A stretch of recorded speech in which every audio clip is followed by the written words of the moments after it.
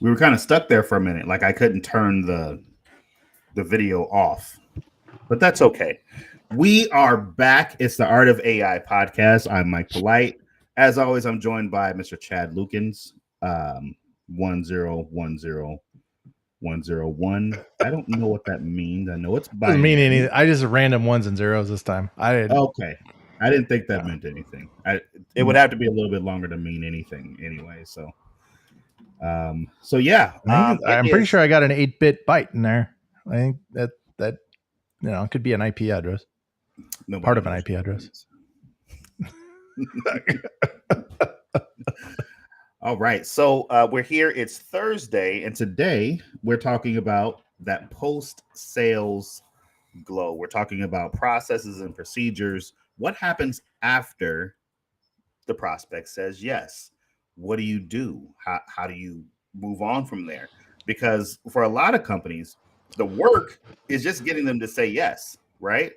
And then there's this thing that happens after they say yes, where some people, especially newer businesses, they go, okay, well, now what? How do I do this part? And so today I'm going to have Chad talk about some of the things that we can automate, some of the best practices that you can get into in order to make sure that you have a fantastic post-sales experience for your customers, while at the same time limiting the number of bottlenecks that you run into in your fulfillment so that you can continue to sell and sell and sell. Chad, you want to talk a little bit about that?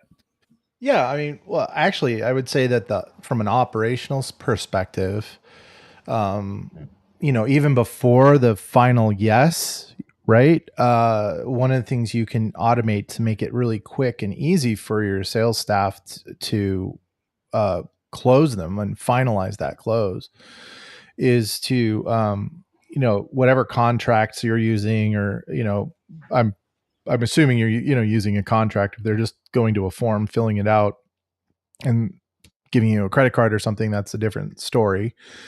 But let's just say you use a contract, you can automate sending that contract out, right? There's programs like PandaDoc, DocuSign, and there's others out there. There's tons of them out there where you can create it and fill it from the CRM, Go High Level, WooSender, it doesn't matter. So when it's time to get the contract going, you click a button, it fires it off, and you confirm that they got it, and you have them fill it out, and boom, there you go, right? And so, Right. and that way, it's not like, oh, I've got to go edit it, because we want people to right away jump in with that enthusiasm, get the paperwork done while they're stoked, instead of, oh yeah, I still got to do that, right? Days later. It's just you can lose deals, not because not for anything other than you didn't capitalize on the enthusiasm at the time, right?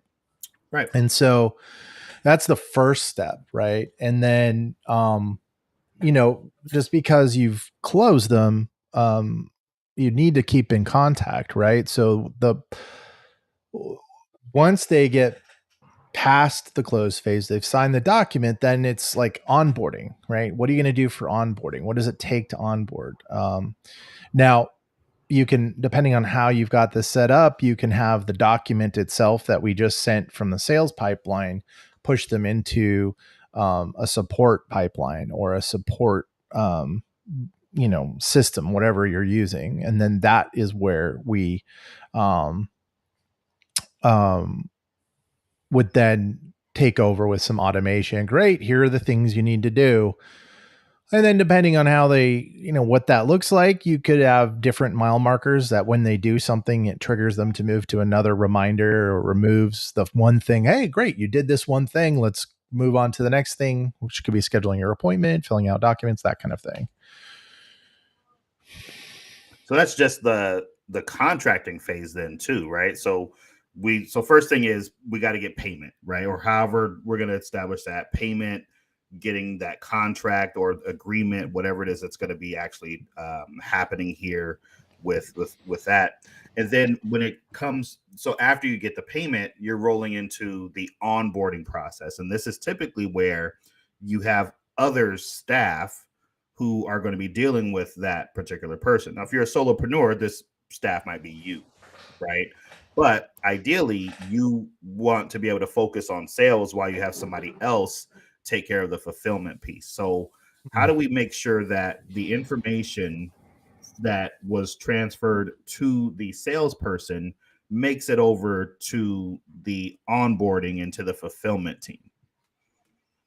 Well, that's why you use the same system, or you have that data hard coded into the record of the client, right? The contact record of the client. And then that can transfer it into what other system you want, whatever information, custom fields, almost every, whether you're using a help desk like Zendesk or, for support or anything like that, there's usually custom field options and you can just shove that data over there and then make decisions, have the system make decisions based on that information. Now, would I, and one of the most important things and one of the things that helps the retention the most is continually communicating, right? And that's where the automation comes in. Really, it's like, hey, you're at this stage in our development or our project. This is happening. And you can use, like, in Go high level, use pipeline stages, or WooSender use pipeline stages to have those messages go out. But that will help keep them integrated. The other thing is that once you're working with the client, once you're running through, their what their needs are, and you're starting to provide services, automate a survey that goes out once or twice a month. That you automatically send the survey. One of the things that we did, one of the things that helps with is if you're using credit cards, it'll help nullify chargebacks, right? Because if you can go to say, look, we've got 100 satisfied, they've been with us for 10 months. Every month we put out a satisfaction survey. Are you satisfied? Yes or no? Do you have any notes? That binary choice will go, hey, they haven't shown any dissatisfaction at all, as well as it's a good temperature to make sure that they don't become dissatisfied. Right. We But want to be able depending to on your tell price point, what we might be missing at some point, right? exactly. But depending on your price point, people have a tendency to just charge back rather than cancel, and rather than deal with the charge, and that gives you a little ammunition against those chargebacks. It's like, look, every month we've sent out a request, and even if they don't respond, that in itself is a response. They have not filled out any of these requests. Every time we send out a new survey, and they've never filled out a survey, but here's the record of everything that I've sent. Got it. Just to help with, and then that's more for high ticket. I mean, if you're doing e-commerce stuff, that's never mind. Right. That's It's a different animal altogether. So I want to back up just a little bit and talk about STIPs, right? And so STIPs are the things that you need in order to actually do fulfillment. So we work with solar companies in the financial field, like mortgage officers, things like that. And everybody's got STIPs. So like the solar company, for example, they'll want to see a phone bill, for example, or the mortgage guys, they like to get their hands on credit reports or proof of income or things like that, depending on what it is that you're actually looking for. A lot of that can be automated, and you can use AI to be able to stay on top of getting those things. So like Chad was mentioning before, if we have, for example, let's say we need a proof of income. We need bank statements and like a payroll. What are the payroll things? A pay stub, right? You can send a form where your prospect or your client, your person who said yes, can upload those things, right? And on the back end, of course, you can see when it comes in, but if it has system automatically reaching out to that person and reminding them to go ahead and get that uploaded so that you can provide the service that they signed up for. Right. Yeah. I mean, an example of how in the solar industry we might do something is like, they need the power bill, right? So typically the way I would do that is, now I like to get them booked. Some companies will want the power bill before they book them. I prefer to get the appointment before we actually ask for power bills, because typically speaking, if you remind them enough, they'll come to the meeting. We try and that's what we do is we try and prompt them to fill it out, upload that, hey, here's the link, and depending on whether or not it's uploaded, you can make decisions. Okay, they've uploaded it. So now let's move into the campaign that says, thank you for uploading your documents. We appreciate it. Looking forward to our meeting. Boom, done. And so those are some of the automations that you can create to help manage the workflow as you go. And one of the things that I would caution is don't try and automate too much up front, because there's a curve, right? So, I mean, if you think about it, with when it comes to automation, it takes time to set up.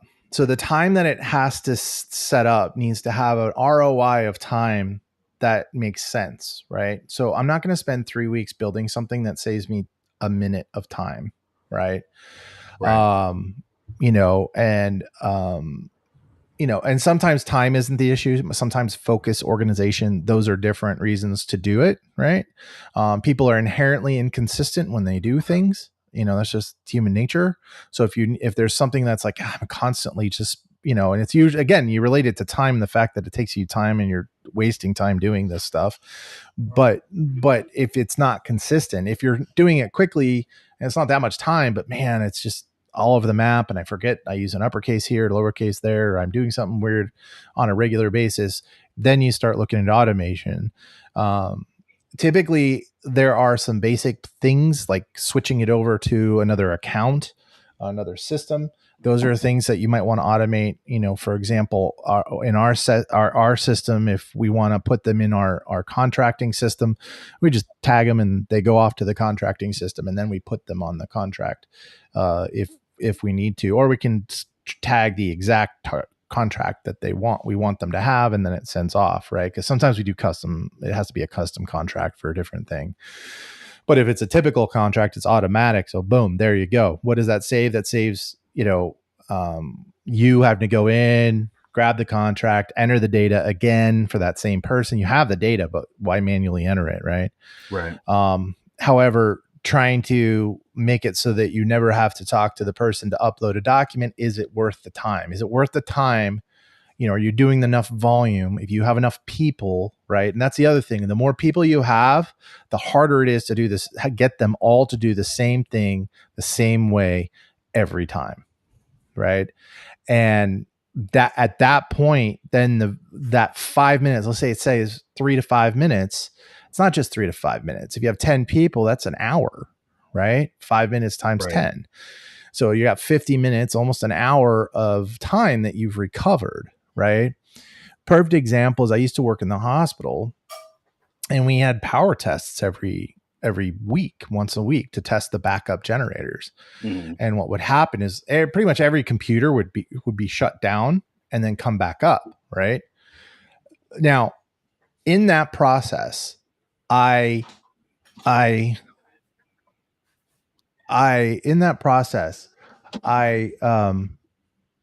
spent hours. Like, it would take 3 or 4 people running up and down the hospital for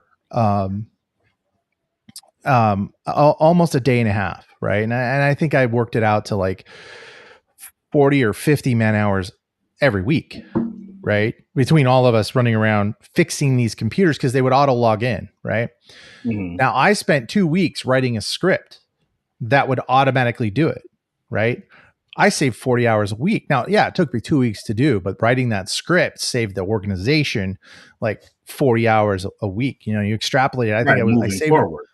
I saved them almost $110,000 with 2 weeks of work, right? And so that's kind of what you need to look at with the automation too.